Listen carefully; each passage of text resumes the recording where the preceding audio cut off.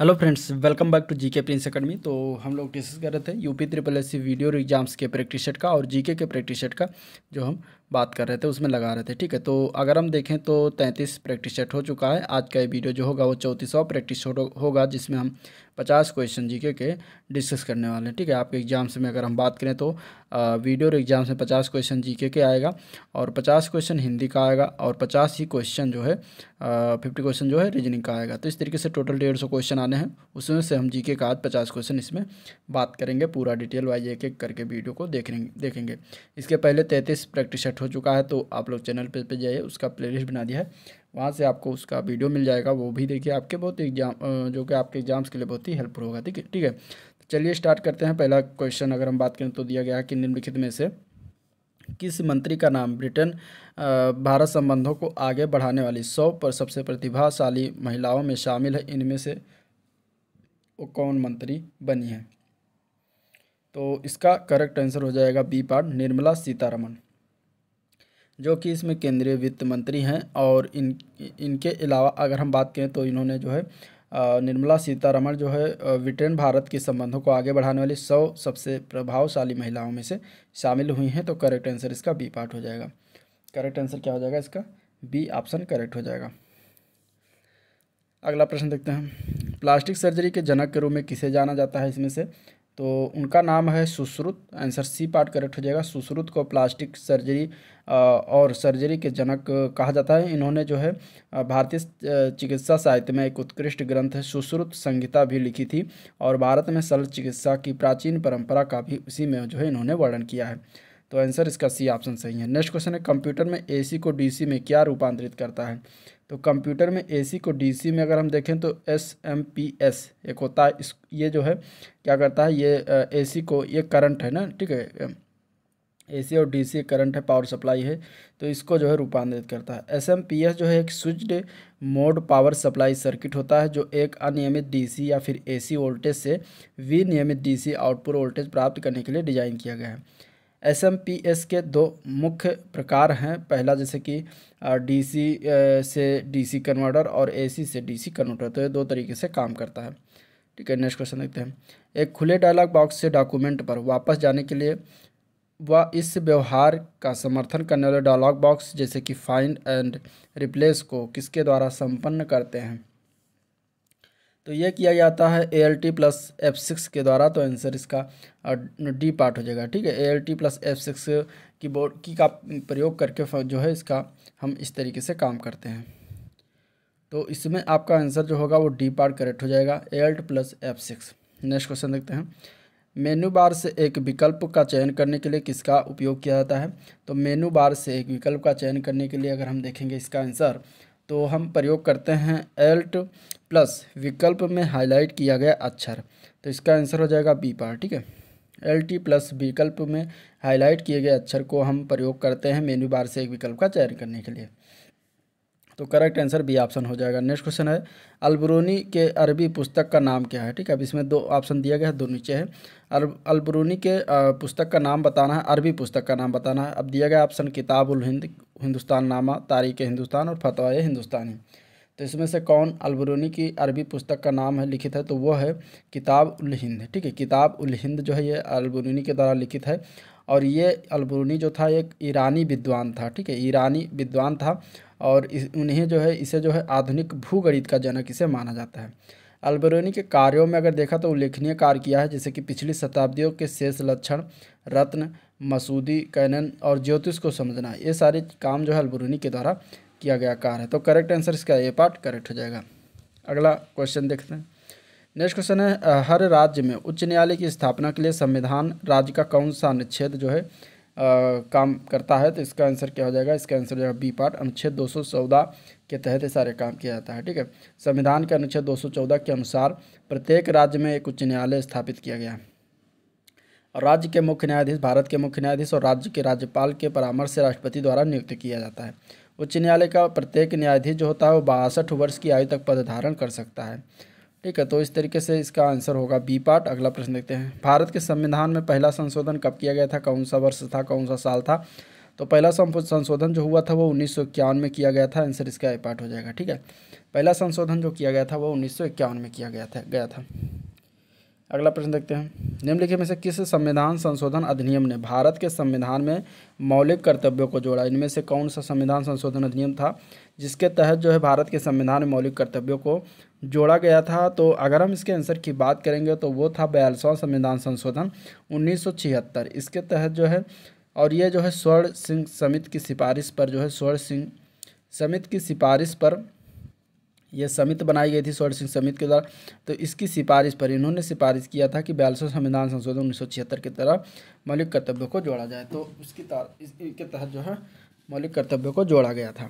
ठीक है, और मौलिक कर्तव्यों के विचार को जो है तत्कालीन यूएसएसआर के संविधान से लिया गया है, यानी कि रूस के संविधान से मौलिक कर्तव्यों को लिया गया है। ठीक है, उस समय तक अगर देखें तो जापान एकमात्र लोकतांत्रिक राज्य था जिसमें नागरिक के कर्तव्य भी शामिल किया गया था। ठीक है, और ये मौलिक कर्तव्य कहाँ पर है रखा हुआ संविधान में? तो अनुच्छेद के 51A में जो है मौलिक कर्तव्यों को भाग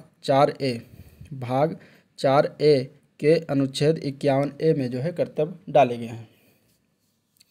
तो ये कुछ बातें होगी। और अगर हम बात करें तो मूल रूप से कर्तव्यों की संख्या टोटल 10 थी पहले, और 2002 में जो है 86वां संविधान संशोधन के द्वारा एक और उसमें कर्तव्य ऐड किया गया। तो इस तरीके से टोटल 11 मौलिक कर्तव्य हो गए हैं। अगला प्रश्न, हड़प्पा के खंडहरों की खोज किसने किया था? तो हड़प्पा के खंडहरों की खोज की अगर हम बात करेंगे तो ये खोज किया गया था चार्ल्स मैसन के द्वारा। ठीक है, तो आंसर इसका क्या हो जाएगा? ए पार्ट करेक्ट हो जाएगा। चार्ल्स मैसन जो था एक ब्रिटिश ईस्ट इंडिया कंपनी का एक सैनिक और एक्सप्लोरर जेम्स लुइस का उपनाम था। ये वो पहला व्यक्ति था जिसने जो है पंजाब में साहिवाल के पास हड़प्पा के खंडहरों की खोज की थी, जो कि वर्तमान के पाकिस्तान के सिंध में स्थित है। नेक्स्ट क्वेश्चन है, सत्य की खोज में सिद्धार्थ के प्रस्थान को किसके रूप में जाना जाता है? सत्य की खोज में सिद्धार्थ किसके बारे में बात कर रहा है? तो भगवान बुद्ध के बचपन का नाम क्या था? सिद्धार्थ था। ठीक है, तो इनके जो है जब सत्य की खोज में निकले थे उनके प्रस्थान को किस रूप में जाना जाता है ये बताना है। तो इसका आंसर क्या हो जाएगा? तो इसका आंसर हो जाएगा बी पार्ट, इन्हें महाभिनिष्क्रमण कहा गया था। ठीक है, सत्य की खोज में सिद्धार्थ के प्रस्थान को महाभिनिष्क्रमण के रूप में जाना जाता है। महाभिनिष्क्रमण का तात्पर्य 29 वर्ष की आयु में सिद्धार्थ अपने घर से चले जाने से होता है। और धर्मचक्र प्रवर्तन जो है वो सारनाथ में जो है सिद्धार्थ के पहले धार्मिक उपदेश को संदर्भित करता है। ठीक है, साथ ही साथ निर्वाण का तात्पर्य है बोध गया में बुद्ध द्वारा ज्ञान की प्राप्ति से है। और परिनिर्वाण की बात करें तो इसका तात्पर्य है कुशीनगर में सिद्धार्थ की मृत्यु, यानी कि भगवान बुद्ध की मृत्यु से है। ये बातें हो गई। अगला प्रश्न देखते हैं, मुगल प्रशासन के संदर्भ में निम्नलिखित से कौन सा विकल्प मनसबदार के संख्यात्मक पदनामों को दर्शाता है इनमें से? ठीक है, तो इसका आंसर क्या होगा? तो इसका राइट आंसर हो जाएगा सी पार्ट, जात और सवार। ये दो जो है पदनाम है जो कि मनसबदार के संख्यात्मक पदनाम को दर्शाता है। अब मनसबदारी प्रथा जो है किसके द्वारा स्टार्ट किया गया था? तो ये 1571 में अकबर के द्वारा जो है ये मनसबदारी प्रथा राजस्व प्रणाली के रूप में राजस्व प्रणाली के रूप में जो है पेश किया गया था। एक नई प्रशासनिक मशीनरी थी। मनसब शब्द का एक मुगल सैन्य अधिकारी के पद को दर्शाता है, और मनसब जितना अधिक होगा अधिकारी का वेतन और पद उतना ही जो है अधिक होगा। मनसब या रैंक को दोहरे प्रतिनिधित्व द्वारा नामित किया गया था। एक व्यक्ति के रैंक जैसे कि जात या फिर जात कहा जाता था, और दूसरा घुड़सवार रैंक जिसे सवार कहा जाता था। तो इसके द्वारा जो है रैंक वो मनसबदार किया जाता था। ठीक है, प्रत्येक मनसबदार को जात और सवार दोनों का दर्जा दिया जाता था। मनसबदारों को एक निश्चित संख्या में सैनिक और अन्य उपकरण जैसे कि हाथी, घोड़े, ऊँट, खच्चर ये सब शिल्प आदि को बनाए रखने की आवश्यकता रहती थी। नेक्स्ट क्वेश्चन है, 9वीं शताब्दी के मध्य में तंजावुर शहर किनके द्वारा बसाया गया? तो 9वीं शताब्दी के मध्य में तंजावुर शहर जो था वो विजयालय के द्वारा बसाया गया था। उनका नाम विजयालय था, इन्होंने बसाया था। ठीक है, विजयालय ने तंजावुर शहर और वहाँ की देवी जो है निशुंभा सुदनी के लिए जो है एक मंदिर का निर्माण किया था। तंजावुर जो है ये तमिलनाडु का 7वां सबसे बड़ा शहर है। ठीक है, नेक्स्ट क्वेश्चन, राजस्थान की खेतड़ी नगर निम्नलिखित में से किस खनिज के लिए उत्पादन के लिए प्रसिद्ध है? तो देखिए, खेतड़ी नगर जो है ये तांबा उत्पादन के लिए प्रसिद्ध है। आंसर इसका बी पार्ट करेक्ट हो जाएगा। ठीक है, खेतड़ी नगर जो है तांबा के उत्पादन से, और खेतड़ी नगर को कॉपर के नाम से भी जाना जाता है। उत्तर प्रदेश की राजधानी इनमें से तो लखनऊ हो जाएगा इसका आंसर। अगला क्वेश्चन देखते हैं, उत्तर प्रदेश के पहले राज्यपाल की बात करा तो पहले राज्यपाल की अगर हम बात करेंगे तो करेक्ट आंसर क्या हो जाएगा, बी पार्ट सरोजिनी नायडू थी। ठीक है, चलिए नेक्स्ट क्वेश्चन। अब अगर हम बात करें तो ये भारत की पहली महिला राज्यपाल भी थी, बनी थी। तो आंसर इसका क्या हो जाएगा, बी पार्ट है। आगरा प्रेसिडेंसी को बंगाल प्रेसिडेंसी कब कब अलग किया गया था? तो आगरा प्रेसिडेंसी को बंगाल प्रेसिडेंसी से कब अलग किया गया था, ये सन बताना, डेट बताना है। तो ये अलग हुआ था 1833 में। ठीक है, 1833 में अलग किया गया था। नेक्स्ट क्वेश्चन है, भारत कला भवन संग्रहालय ये कहाँ पर स्थित है? भारत कला भवन संग्रहालय जो है ये बनारस हिंदू विश्वविद्यालय वाराणसी, भारत में स्थित एक विश्वविद्यालय संग्रह है। तो वाराणसी इसका राइट आंसर हो जाएगा। निम्नलिखित में से किस जिले में आम की खेती नहीं की जाती? इनमें से तो अगर देखें तो वाराणसी, लखनऊ, मिर्ज़ापुर इन तीनों में किया जाता है, लेकिन आगरा में जो है आम की खेती का उत्पादन नहीं होता। ठीक है, नेक्स्ट क्वेश्चन। नितिन गडकरी केंद्रीय सड़क परिवहन और राजमार्ग मंत्री ने भारत @75 शिखर सम्मेलन मिशन 2022 को संबोधित किया। निम्नलिखित संगठनों अथवा संस्थाओं में से किसी ने शिखर सम्मेलन का इसमें से आयोजन किया था? ठीक है, अब ऑप्शन इसमें अगर हम देखते हैं तो कौन कौन सा है, तो देखिए ऑप्शन इसमें है नैसकॉम है, भारतीय वाणिज्य और उद्योग महामंडल है, मंडल महासंघ है, और भारतीय उद्योग परिसंघ है, और जो है क्वालिटी काउंसिल ऑफ इंडिया। तो इसमें से किस किस का किया गया था? तो देखिए श्री नितिन गडकरी केंद्रीय सड़क परिवहन और राजमार्ग मंत्री ने भारत @75 शिखर सम्मेलन मिशन 2022 को भारत में प्रौद्योगिकी को सुदृढ़ करने के लिए संबोधित किया था, और भारतीय उद्योग परिसंघ ने शिखर सम्मेलन का आयोजन किया गया था। तो ये हो जाएगा इसका राइट आंसर सी पार्ट। ठीक है, ये देखने वाला कौन है कि अनाचार वर्जित व्यापक समाज के संबंध को सक्षम बनाता है, ये कथन किसके द्वारा कहा गया है? तो कथन की अगर हम बात करेंगे तो क्लॉड लेवी स्ट्रास ने कहा है। क्लॉड लेवी स्ट्रास ने अलायंस सिद्धांत पर अपने अध्ययन में जोर दिया है, जो गठबंधन या दो परिवारों के बीच संबंध पर चर्चा करता है। ठीक है, अब दो परिवारों में पति पत्नी और पत्नी शामिल है। ठीक है, पति की पत्नी और पत्नी शामिल है। यहाँ वो कहता है कि एक अनाचार निषेध ये निर्धारित करेगा कि कौन पत्नी देने वाला होगा और कौन पत्नी लेने वाला होगा। ठीक है, तो आंसर क्या हो जाएगा, ये पार्ट। नेक्स्ट क्वेश्चन, मालिनोवस्की की कार्यात्मकता को अक्सर क्या कहा जाता है? तो मालिनोवस्की की कार्यात्मकता को अक्सर व्यक्तिवादी कार्यात्मकता के रूप में कहा जाता है। ठीक है, क्योंकि उन्होंने जो है कार्यात्मकवाद को कार्बनिक के परिवर्तन के सिद्धांत के रूप में जो है परिभाषित किया, जिसमें सांस्कृतिक आवश्यकताओं को प्राप्त करने के लिए व्यक्तिगत आवश्यकताओं को शामिल किया गया है। तो इस तरीके से आंसर इसका ए पार्ट करेक्ट हो जाएगा, व्यक्तिवादी कार्यात्मकता। नेक्स्ट क्वेश्चन, स्वामी विवेकानंद का जन्मदिन भारत में मनाया जाता है और किस रूप में मनाया जाता है? तो स्वामी विवेकानंद जी का जन्मदिन जो होता है वो 12 जनवरी को होता है। 1984 को इनका जन्मदिन के रूप में मनाते हैं, राष्ट्रीय युवा दिवस के रूप में। ठीक है, 12 जनवरी को। तो 12 जनवरी को राष्ट्रीय युवा दिवस के रूप में मनाया जाता है। तो करेक्ट आंसर इसका बी ऑप्शन सही हो जाएगा। ठीक है, बी ऑप्शन इसका सही हो जाएगा। कौन सा राज्य वार्षिक सूरजकुंड हस्तशिल्प मेले की मेजबानी करता है इनमें से? तो सूरजकुंड मेला जो है भारत के हरियाणा राज्य में आयोजित एक वार्षिक हस्तशिल्प मेला है। तो हरियाणा इसका correct answer D part correct हो जाएगा। ठीक है, अगला क्वेश्चन है, प्रसिद्ध शास्त्रीय नृत्यांगना रुक्मणी देवी अरुंडेल किस नृत्य शैली से संबंधित थी? तो प्रसिद्ध शास्त्रीय नृत्यांगना रुक्मणी देवी ये अरुंडेल जो है ये भारतीय भरतनाट्यम नृत्य शैली से संबंधित थी। तो आंसर इसका सी ऑप्शन से हो जाएगा, भरतनाट्यम। ठीक है, भरतनाट्यम नृत्य की उत्पत्ति जो है तमिलनाडु की है, तमिलनाडु का शास्त्रीय नृत्य है। तो इस तरीके से इसका आंसर सी पार्ट करेक्ट हो जाएगा। निम्नलिखित में से कौन सा गेहूं की फसल का रोग है इनमें से? तो गेहूं की फसल का रोग की अगर हम बात करेंगे तो वो हो जाएगा हेलमेंथोस्पोरिम। ये जो है गेहूं की फसल का रोग है। तो आंसर डी पार्ट करेक्ट हो जाएगा। कौन सा देश जूट का सर्वाधिक उत्पादक करता है? तो सर्वाधिक उत्पादन जूट का अगर हम देखें तो भारत में होता है। आंसर डी पार्ट करेक्ट हो जाएगा। लगभग 25 से 40% सिंचाई जल की बचत करने वाली गेहूं उत्पादन विधि को निम्नलिखित में से किस नाम से जाना जाता है? तो इसको अगर हम देखें तो ये विधि कहा जाता है FIRB विधि। ठीक है, FIRB विधि के रूप में जानते हैं। फैरो इरिगेशन रिज बेड इसका पूरा नाम है। फैरो इरिगेशन रिज बेड विधि जो है गेहूं उत्पादन तकनीक होती है, जो खेती से करते समय लगभग 25 से 40% सिंचाई के पानी की बचत करती है। और इस विधि से सिंचाई के पानी के अलावा बेहतर ऊर्ध्व फसल उत्पादन के साथ साथ खरपतवारों का यांत्रिक नियंत्रण भी संभव है। तो आंसर इसका बी ऑप्शन से हो जाएगा। नेक्स्ट क्वेश्चन देखते हैं। करेवास जो बालू मृतिका दोमट सिल्ट और गोलास्म का सरोवरी निक्षेप है में निम्नलिखित में से किस फसल की खेती नहीं की जाती। तो करेवास की अगर हम बात करेंगे तो इसका आंसर हो जाएगा सिंघाड़ा। सिंघाड़ा की खेती इसमें नहीं की जाती। आंसर डी ऑप्शन सही हो जाएगा। साइबेरियन क्रेन एक लुप्तप्राय प्रवासी पक्षी निम्नलिखित में से किस राष्ट्रीय उद्यान अथवा पक्षी अभ्यारण्य का नियामक आगंतुक है इनमें से।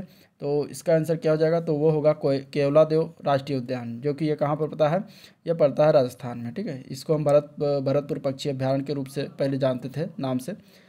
तो यहाँ पे जो है इस क्या होता है कि इसको 1971 में संरक्षित किया गया था अभ्यारण्य। और अगर हम बात करें तो यहाँ पे जो है लुप्तप्राय प्रवासी पक्षी जो है इस उद्यान में आते रहते हैं समय समय पर। ठीक है, नेक्स्ट क्वेश्चन, निम्नलिखित में से किस क्षेत्र में प्रवाल भित्ति नहीं पाई जाती। प्रवाल भित्ति की बात करें तो ऑप्शन देखिए, इस तरीके से कुछ ऑप्शन दिया गया है। इसमें कौन सा क्षेत्र जहाँ पे प्रवाल भित्ति नहीं मिलती। तो अगर हम देखें इसमें आंसर, तो आंसर जो है खंबात की खाड़ी हो जाएगा। खंबात की खाड़ी में प्रवाल भित्तियाँ नहीं पाई जाती। और बाकी लक्षद्वीप है, कच्छ की खाड़ी, मन्नार की खाड़ी, सभी प्रवाल भित्तियाँ पाई जाती है। ठीक है, जोजिला दर्रा किस पर्वत श्रृंखला में स्थित है। तो जोजिला दर्रा जो है ये भारतीय केंद्र शासित प्रदेश लद्दाख की जास्कर श्रेणी में स्थित है। तो जास्कर श्रेणी हो जाएगा, अगर प्रदेश पूछेगा तो लद्दाख हो जाएगा। ठीक है, और ये जो है श्रीनगर से लेह जाने का सड़क मार्ग इसी दर्रे से होकर गुजरता है। इसे जो है सिंधु नदी के द्वारा जो है जोजिला दर्रा बनाया गया है। नेक्स्ट क्वेश्चन, यशस्विनी सिंह देसवाल निम्नलिखित में से किस खेल से संबंधित है। तो यशस्विनी सिंह देसवाल जो है एक भारतीय खेल निशानेबाज हैं। आंसर ए पार्ट करेक्ट हो जाएगा। ठीक है, नेक्स्ट क्वेश्चन, किस वर्ष 1800 में विजयनगर यानी कि हम्पी के भग्नावशेषों को निम्नलिखित ब्रिटिश सर्वेयर और इंजीनियर द्वारा जनता की जानकारी के लिए उद्घाटित किया गया था, और कौन सा ब्रिटिश था, तो उसका नाम क्या था ये बताना। तो वो था Colin Mackenzie. Answer B part correct हो जाएगा। अगले क्वेश्चन में हमें सुमेलित करना है। ठीक है, आर्थिक गतिविधि दिया गया है और देश दिया गया है। वाणिज्यिक दूध उद्योग, तो वाणिज्यिक दूध उद्योग की अगर हम बात करेंगे तो ये कहाँ पर है, तो ये पड़ता है डेनमार्क में। ठीक है, वाणिज्यिक अनाज की खेती की बात करेंगे तो ये कहाँ पर, तो ये अर्जेंटीना में है। वाणिज्यिक वृक्षारोपण की खेती की बात करें तो ये मलेशिया में। और वाणिज्यिक फल उत्पादन जो होता है फ्रांस में होता है। तो इस तरीके से आंसर इसका ए पार्ट करेक्ट हो जाएगा। अगला क्वेश्चन है, निम्नलिखित में से संप्रभु राज्य की दुनिया की सबसे उत्तरी राजधानी कौन सी है, इसे बताना है आंसर। तो अगर हम बात करें तो वो कौन सा देश है, तो वो है आइसलैंड। और आइसलैंड की राजधानी जो है वो रेकजाविक है। ठीक है, रेकजाविक है। तो आंसर ए पार्ट करेक्ट हो जाएगा। ठीक है, जो भी किसी भी संप्रभु राज्य की दुनिया की सबसे उत्तरी राजधानी है। ठीक है, तो आंसर क्या हो जाएगा इसका, ए पार्ट करेक्ट हो जाएगा। नेक्स्ट क्वेश्चन देखते हैं, तो संवैधानिक सरकार का आशय क्या है, बताना अगले क्वेश्चन में कि संवैधानिक सरकार का आशय क्या है। तो संवैधानिक सरकार के अगर हम आशय की बात करेंगे, करेक्ट आंसर की बात करेंगे, तो कोई भी सरकार जो संविधान की सीमाओं से परिबद्ध हो, वो उसका मतलब होता है संवैधानिक सरकार से आशय। तो आंसर डी ऑप्शन सही हो जाएगा। पंचायत समिति के सदस्य किसके द्वारा मनोनीत होते हैं। तो पंचायत समिति के सदस्य की अगर हम बात करें तो अप्रत्यक्ष रूप से ग्राम पंचायत के सदस्यों के द्वारा निर्वाचित होते हैं। तो आंसर इसका क्या हो जाएगा, डी ऑप्शन सही हो जाएगा। ठीक है, आंसर क्या हो जाएगा, डी ऑप्शन सही हो जाएगा। मई 2022 में आरबीआई ने केईबी हाना बैंक पर कितने लाख रुपए का जुर्माना लगाया है। तो मई 2022 में जो जुर्माना लगाया गया है केईबी हाना बैंक पर, वो 59 लाख रुपए का जुर्माना लगाया गया है। तो आंसर क्या हो जाएगा इसका, आंसर इसका सी ऑप्शन सही हो जाएगा। 31 जुलाई 2022 को उपराष्ट्रपति वेंकैया नायडू द्वारा किस राज्य की पुलिस को प्रतिष्ठित राष्ट्रपति रंग प्रदान किया गया। तो ये अगर हम बात करें तो तमिलनाडु पुलिस को प्रदान किया गया है। तो आंसर इसका बी ऑप्शन सही हो जाएगा। ठीक है, अगला क्वेश्चन है, मार्च 2022 में किसने तेजस यानी कि training for Emirates jobs and skills कार्यक्रम शुरू किया गया है। तो तेजस कार्यक्रम किसके द्वारा शुरुआत किया गया है।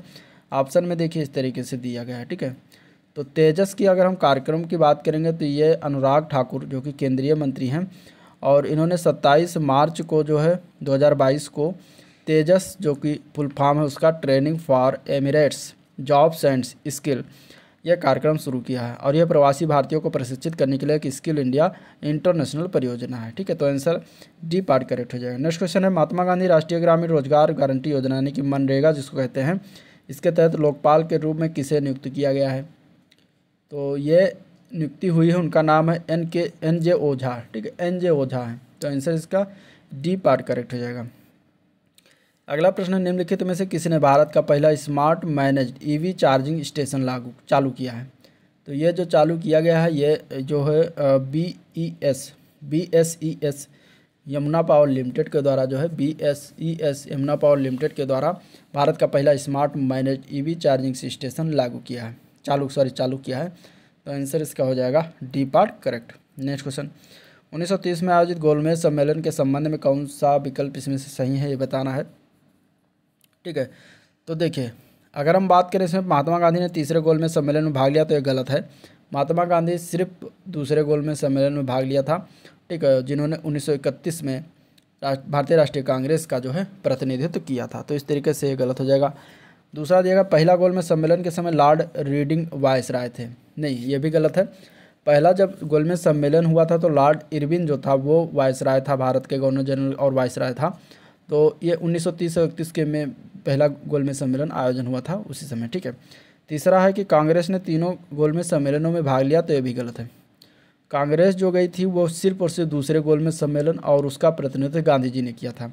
बाकी तीसरा ऑप्शन चौथा है कि भीमराव अम्बेडकर ने तीनों सम्मेलनों में भाग लिया, तो ये सही है। ठीक है, भीमराव अम्बेडकर जो है तीनों सम्मेलन में भाग इन्होंने लिया था। तो आंसर इसका क्या हो जाएगा, डी पार्ट करेक्ट हो जाएगा। नेक्स्ट क्वेश्चन, निम्नलिखित में से कौन सा एक संगठन आर्थिक स्वतंत्रता का सूचकांक जारी करता है इनमें से? तो उस संगठन का नाम क्या है जो आर्थिक स्वतंत्रता का सूचकांक जारी करता है? तो इसका आंसर हो जाएगा ए पार्ट, विरासत फाउंडेशन के द्वारा जारी किया जाता है। ठीक है, अगला प्रश्न देखते हैं। ध्रुपद मेला उत्तर प्रदेश के किस जिले में आयोजित किया जाता है? ध्रुपद मेला जो है ये उत्तर प्रदेश के वाराणसी जिले में आयोजित होता है। तो आंसर इसका बी ऑप्शन सही हो जाएगा। ठीक है, और इस बार जो ध्रुपद मेला हुआ था ये 48वां संस्करण था। 3 मार्च 2022 को इसका समापन हुआ था। तो वाराणसी जिले के तुलसी घाट में आयोजित किया गया था। चलिए नेक्स्ट क्वेश्चन देखते हैं। उत्तर प्रदेश के किस हिंदी लेखक को प्रसिद्ध डॉक्टर हेडगेवार प्रज्ञा सम्मान 2022 प्रदान किया गया? तो ये अगर हम बात करें तो नीरजा माधव को प्रदान किया गया था। आंसर ए पार्ट हो जाएगा। ठीक है, 32वां प्रतिष्ठित हेडगेवार प्रज्ञा सम्मान मिला था। ठीक है, तो आंसर इसका क्या हो जाएगा, ए पार्ट करेक्ट हो जाएगा। नेक्स्ट क्वेश्चन देखते हैं। अगस्त 2022 में लद्दाख के सर्वोच्च नागरिक सम्मान डी पाल RNGAM, ठीक है, डस्टन पुरस्कार जो है किसे सम्मानित किया गया ये बताना है। तो इसका करेक्ट आंसर डी पार्ट हो जाएगा, दलाई लामा को यह प्रदान किया गया था। तो आंसर डी पार्ट करेक्ट हो जाएगा। नेक्स्ट क्वेश्चन देखते हैं। अगस्त 2022 में किस राज्य सरकार ने राज्य की महिलाओं के कल्याण के लिए आमा योजना और वात्सल योजना शुरुआत किया है? तो यह शुरुआत किया गया सिक्किम के सरकार के द्वारा। तो आंसर बी पार्ट करेक्ट है। सिक्किम के मुख्यमंत्री थे PS तमांग, उन्होंने 15 अगस्त 2022 को राज्य की महिलाओं के लिए 2 योजनाएं स्टार्ट की थी, यामा योजना और वात्सल योजना। लास्ट क्वेश्चन इस वीडियो का है। जून 2022 में किस मंत्रालय ने वाणिज्यिक कमाई और गैर किराया राजस्व अनुबंधों के लिए ई नीलामी की नीति और पोर्टल लॉन्च किया है? तो ये लॉन्च किया गया है रेल मंत्रालय के द्वारा। ठीक है, आंसर बी पार्ट हो जाएगा। और केंद्रीय रेल मंत्रालय अश्विनी वैष्णव जो थे उनके द्वारा रेल भवन नई दिल्ली से ये जो है ई नीलामी शुरुआत की गई थी। तो आंसर बी पार्ट हो जाएगा। तो यह था आज का ओवरऑल वीडियो जिसको हम लोगों ने देखा। चैनल पसंद आया वीडियो तो लाइक करिएगा, चैनल को सब्सक्राइब करना मत भूलिएगा, साथ ही साथ अपने दोस्तों में शेयर भी कर दीजिएगा। ठीक है, आज का वीडियो पर एंड करते हैं, मिलते हैं नेक्स्ट प्रैक्टिस में, तब तक के लिए थैंक यू।